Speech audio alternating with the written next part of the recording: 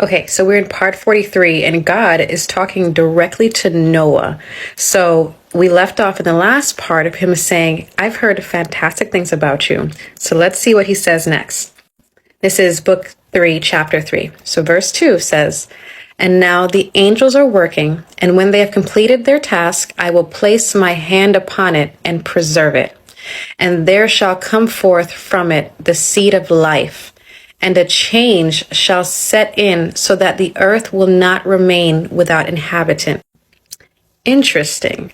So God is saying the angels are working, and when they complete this task, his hand will be upon it. So it sounds like he's blessing the work of the angels. And from that point, a change will take place. So let's keep reading. And I will make fast thy seed before me forever and ever, and I will spread abroad those who dwell with thee. It shall not be unfruitful on the face of the earth, but it shall be blessed, and multiply on the earth in the name of the Lord. And he will imprison those angels who have shown unrighteousness in the burning valley, which my grandfather Enoch had formerly shown to me in the west, among the mountains of gold and silver and iron and soft metal and tin. And when I saw that valley in which there was a great convulsion of the waters, and when all this took place from the fiery molten metal and from the convulsion thereof in that place, there was produced a smell of sulfur, and it was connected with those waters, and that valley of the angels who had led astray burned beneath that land. So I stopped here, obviously, because that word sulfur caught me, that as Noah is talking about, the imprisonment of the angels and what happens, like this fiery molten metal, convulsions in water, he said that he smelled sulfur. Sulfur is detoxifying. So if you look up sulfur, its main function is to keep the body free of toxins. So I just found it interesting that he's supposed to be going through this cleanse of the earth at some point where all this water is going to come out. And in his vision, in his understanding, is that at some point he's going to see fiery molten, smell sulfur, which is detoxifying, and that's going to connect with the waters. A light dive into sulfur. It's stored in cells and in tissues. It's also known as a beauty mineral because it helps keep your complexion, takes care of your skin, keeps you healthy, glowing, and young. I need some sulfur. Who knew? In the next part, Noah's going to describe a couple more things that he's receiving in this vision that have to do with the end of.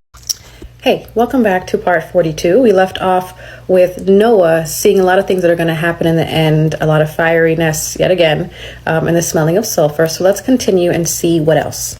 Book 3, Chapter 3 is where we are. So I'm going to go to verse 12, and he starts talking about water. He says, Those same waters will undergo a change in those days, for when those angels are punished in these waters, these water springs shall change their temperature.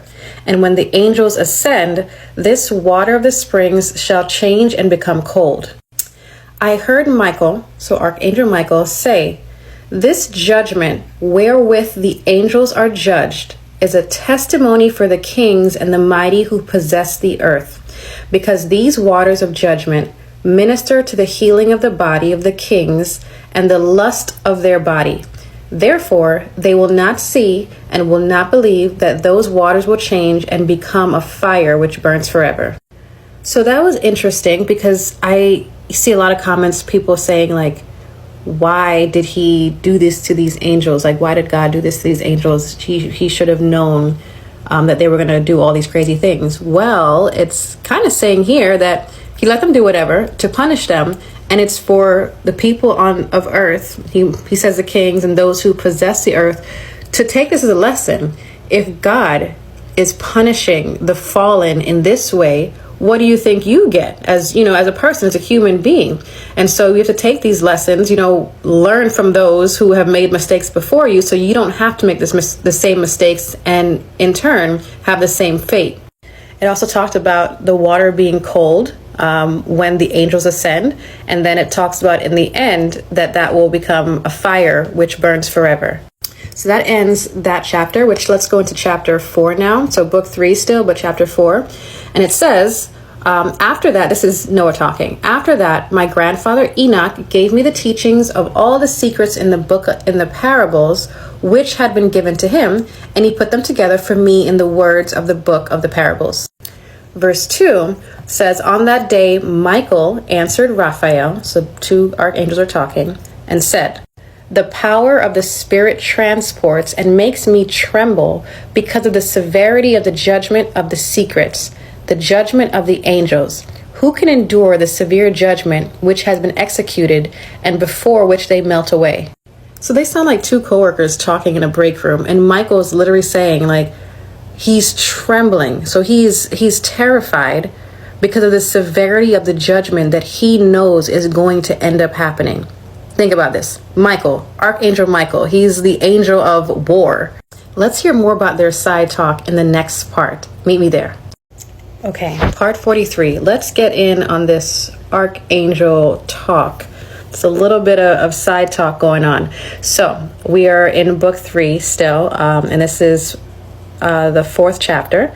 Now, Michael's talking to Raphael. That's where we last left off, and he was saying that he is concerned, or he said he's trembling because of the severity of the judgment that's going to happen. He continues, Michael answered again and said to Raphael. They use the word answered here, but it's not, Raphael didn't ask him anything. That's just their wording here. So he's speaking to him. And he says, who is he whose heart is not softened concerning it, and whose reins are not troubled by this word of judgment that has gone forth upon them because of those who have thus led them out? So what is he saying here? Like, who could hear this? Who could know this and their heart not be softened, right? Like, not have a concern. Who doesn't have trouble after hearing all of this is what he's asking, or what he's saying to Raphael. So it continues and says, it came to pass when he stood before the Lord of Spirits, Michael said thus to Raphael, I will not take their part under the eye of the Lord, for the Lord of Spirits has been angry with them, because they do as if they were the Lord. Therefore, all that is hidden shall come upon them forever and ever, for neither angel nor man shall have his portion, but alone they have received their judgment forever and ever. So the divine angel is making very clear. So Michael, Archangel Michael, is making very clear to Raphael, like, I'm not taking up for those others, like the fallen. I'm not going to get in the way of this, because he says the Lord of Spirits has been angry at them. So when he says, like, I will not take their part, I'm not on their side, is what he's saying. And then he continues on and says, therefore all that is hidden shall come upon them forever and ever. So no secrets. Everything they've done, not just the fallen, but those who are considered unrighteous, all that they have done is going to come up. And neither angel nor man shall have his portion. So again, whether you're one of the fallen or you're one of the unrighteous people, like, you're going to get your time. Like, you're going to get convicted. You're going to have judgment. And Michael is saying, it is not for me. I'm stepping all the way out of the way of this.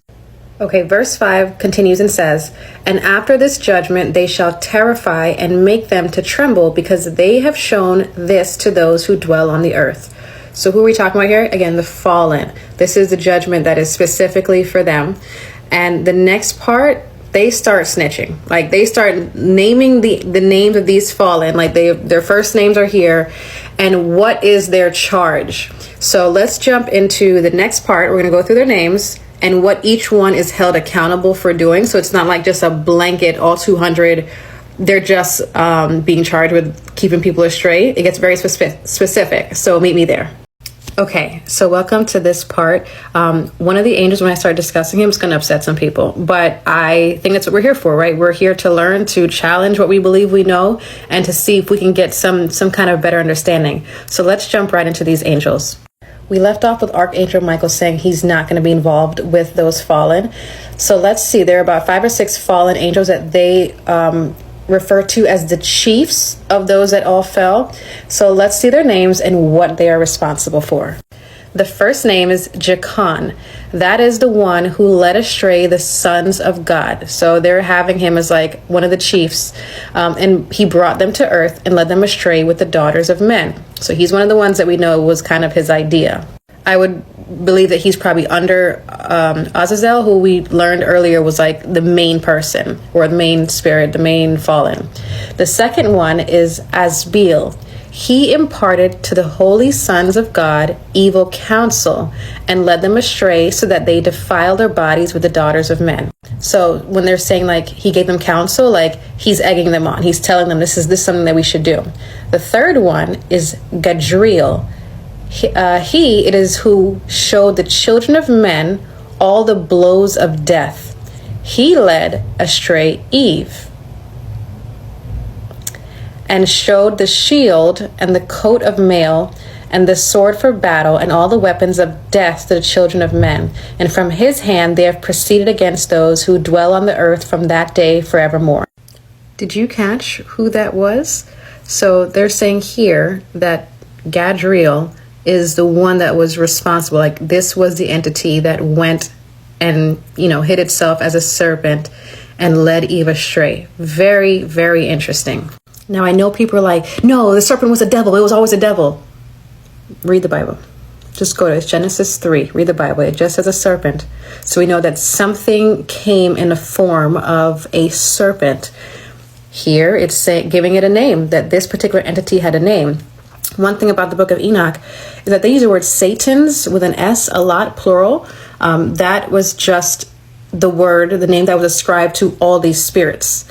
Right. So, obviously we can always do a deeper dive as to what does this mean. But at least here we have learned a name, and you can decide on your own if you want to ascribe that to that serpent. That's what it says here. Also, this is the one that is responsible for all of these weapons of war, swords for battle that we see here. So I don't know. Gadriel sounds like he is crazy. Okay, so there are two other chiefs that we're going to talk about. I'm going to give them their own part because it's interesting, and one of them actually tries to get Archangel Michael involved as well. So let's see what that is. Meet me in the next part. Okay, I have to do a trigger warning on this part 45. We are going to talk about one of the things that when the fallen has taught people. There's a lot of political debate behind this. That's not what we're going to do here. I'm just going to explain to you. So the last fallen was apparently the one that was a serpent in the Garden of Eden. So now let's go to the fourth one. This one's name is Penimui. Now he taught the children of men the bitter and the sweet. Sounds good, right? Let's keep going. He taught them all the secrets of their wisdom, and he instructed mankind in writing with ink and paper. And thereby many sinned from eternity to eternity until this day. So pen and paper also was not for us? So it wasn't just makeup, huh? Let's continue. For men were not created for such a purpose, to give confirmation to their good faith with pen and ink. For men were created exactly like the angels, to the intent that they should continue pure and righteous, and death, which destroys everything, could not have taken hold of them. But through this, their knowledge, they are perishing, and through this power, it is consuming men. So shout out to all the people who were like, Enoch didn't write that book. We weren't supposed to write anything, right? Pen and paper wasn't supposed to be here. Why? People weren't supposed to die. So if you live for eternity, what do you need to write down? Just tell them. Tell them your history. Talk to them yourself. If you live for forever, you never have to write anything down, right? Or is that just, okay, let's keep moving. It said there, we just read it, that men were created just like the angels. What does that mean? You're never supposed to die. But through learning all these things, that is what causes us to now perish. We're never supposed to have this knowledge. Okay, let's move on to the next angel. The fifth was named Kazdeja. This is who showed the children of men the wicked smitings of spirits and demons, and the smiting of the embryo in the womb, that it may pass away, and the bites of the serpent, and the smitings which befall through the noontide heat, the son of the serpent named Tabaet.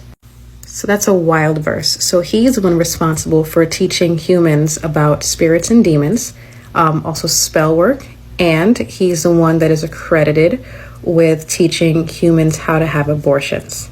That was the part that said the smiting of the embryo in the womb. Now, here there's no space for us to judge. That's something you take up with your creator.